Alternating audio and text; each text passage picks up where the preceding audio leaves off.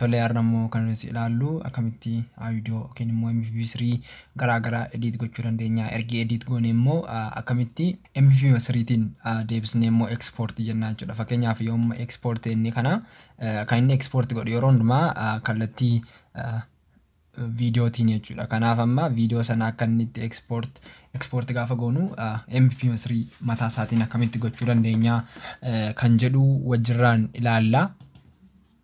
Kanaaf mala salphaatiin akkamitti akka gochuu dandeenyu akkasumas wantoota garaagaraa akkamitti keessaa kokkunnee erga gooneeti erga audio keenya kana edit godhannee immoo akkamitti akka export goonu wajjin ilaalla jechuudha. Amma dhumaatti na hordofuu hin dagatina.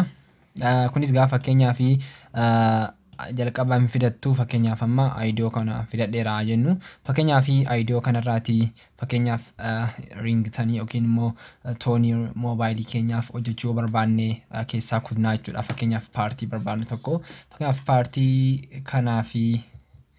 paartii kanaaf kana gidduun barbaadu ta'e zan nan kutaa jechuudha. Audio kana zan ergan kuteetii paartii ani barbaade ta'uu isaa addaan baafadha. Ergan addaan baafadheetii wantoota garaagaraatti dabaluu nan danda'a. Fakkeenyaaf fade in fade out fakkeenyaaf iddoo kanatti fakkeenyaaf customize jedhee equalizerii koo fayyadamuu nan danda'a. Equalizeriin yeroo baay'ee jaalladhu ishee kanadha. Isheenis bifa kanaatiin ishee deemtudha. Yeroo baay'ee akkas yoo ta'e saawundii bareedaa waan qabaatuufidha.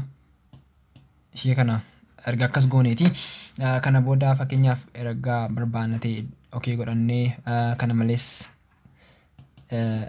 fakkeenyaaf audio keenya kana saawundii nuti barbaannu ol yoo ta'e sagalee isaa gadi qannasne yookiin immoo akka garaa keenyaatti daballee erga godhannee booda fakkeenyaaf kan biraan audio koo kana kilaasikaalii biraa jala galchachuudhaan yoo barbaade fakkeenyaaf kilaasikaalii ani barbaadu yoon jala galchachuu barbaade kilaasikaliin koo kuni egaa asirraattis jiraachuu danda'a.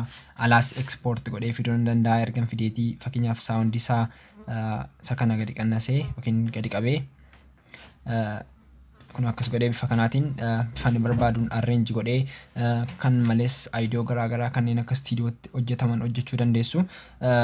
Erga isaa baafattaniiti yookiin immoo equalizerii isaa sirriitti qopheeffattaniiti booda kana malees iddoo barbaadanitti fakkeenyaaf amma iddoo kanaati kana gidduutti hin barbaade waan ta'anii kan barbaadu kanaaf kana gidduu waan ta'eef isa kaan irraa kutee gatee isa kana qofa ergan edit godhadheeti booda export gochuun irra jira jechuudha.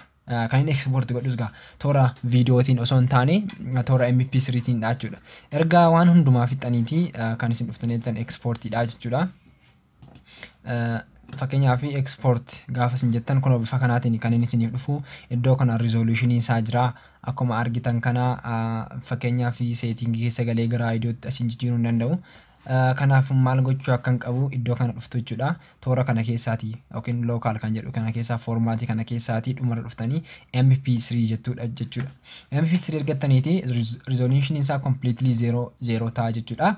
Kana booda wanta isin gootan iddoo kana keessa galtanii wanta isin sirreessitan jira. Bitrate isaadha. Bitrate isaa kana sirreessuun isinirra jiraata jechuudha. Yeroo baay'ee 128 bitrate bareedaadha.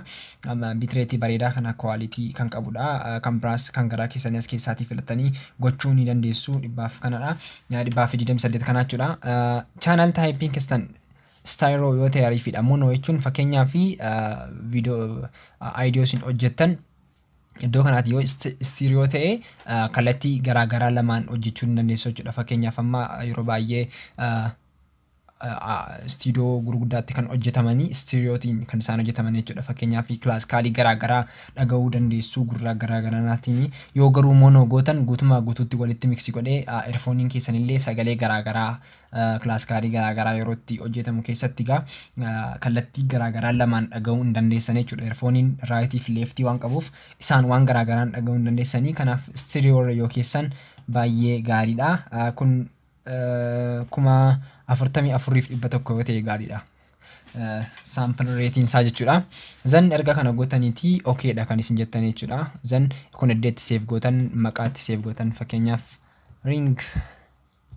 ringtone yookiin immoo cut gootanii erga hojjetattanii booda bifa kanaatiin kan isin godhatanii erga kana godhatanii fixaniiti gaa then export jettu jechuudha. Mala salphaa kanaatiin gaa ideo keessan export godhachuu ni dandeessu jechuudha. Yeroo baay'ee kan isin dagachuun qabdan MP3 tti jijjiiruu keessan dagachuun isin irra jiru jechuudha. Maaliif yeroo baay'ee inni ofiisaati defaultidhaan kan inni irra kaa'u video editing irra waan ta'eef video sana gara MP3 tti jijjiiruun isin irra jira jechuudha. Kanaaf iddoo kanarraati yeroo baay'ee kan isin gochuu qabdan MP3 kanatti jijjiiruu hin dagatinaa yeroo gootan jechuudha. Yoo qobaasaa baafachuu barbaadan kan video irraas ta'uu danda'a jechuudha. Kana malee gaa MP3 kuni ideo qofa miti kan isin irraati export godhachuu dandeessanii. Fakkeenyaaf viidiyoon tokko namni isiniif kenne yookiin immoo viidiyoo sanarraati gara ideotti jijjiiruu dandeessu jechuudha. Fakkeenyaaf miidiyaa tokko import godhee isinitti agarsiisu.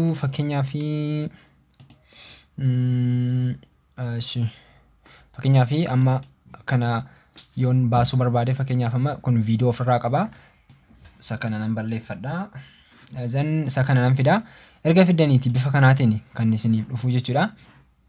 Fakkeenyaaf kun ofiisaatii viidiyoodha. Viidiyoo kana irraa kuttanii erga irraa kuttanii booda ideo isaa qofa kan isin export gochuu barbaadanii jechuudha. Kanaaf waan isin gootan click irratti gootanii fakkeenyaaf waan isin gootan yoo addaas bukeedha. Detach ideo kan jedhu jira jechuudha. Detach ideo kana tibuutu then guutummaa guututti completely viidiyoon sunii fi ideoon sun garaagara ta'a jechuudha. Then qaama ideo sana guutummaa guututti balleessitu. Kana booda kun ideo duwwaadha jechuudha kan isiniif afee. Erga kun isiniif afeetii kana export jettu jechuudha. Ideo kana viidiyoo isaa erga irraa balleessitanii mala salphaatiin then okay jettu. Kana booda dhuftanii wantan sila isiniin jedhee irraanfachuun isin irra jiru iddoo kana dhuftanii MP3 tti jijjiirtu jechuudha. Itti dabalee as kana keetii kun kana ta'uusaa check gochuu qabdu. Stereo ta'uu qaba. Kana booda then okay jettu jechuudha. Erga fixaniiti maqaa keessan maqaa viidiyoo keessanii maqaa ideo keessanii barreessuu hin dagatinaan isiniin jedha jechuudha. Fakkeenyaaf Planet Shakers fakkeenyaaf amma yoo kun akkas maqaan isaa akkas hidhatee then export hin jedha jechuudha. Mala salphaa kanaatiin ideo keessan export gochuu hin dandeessu jechuudha.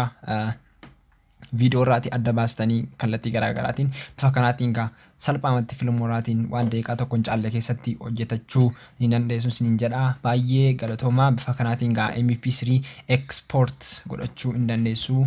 Waan hordoftaniif galatoomaa. Miseensa maatii kanaa kan hin taane subscribe gochuudhaan miseensa maatii kanaatti dabalamaa. Baay'ee galatoomaa. Nagaatti.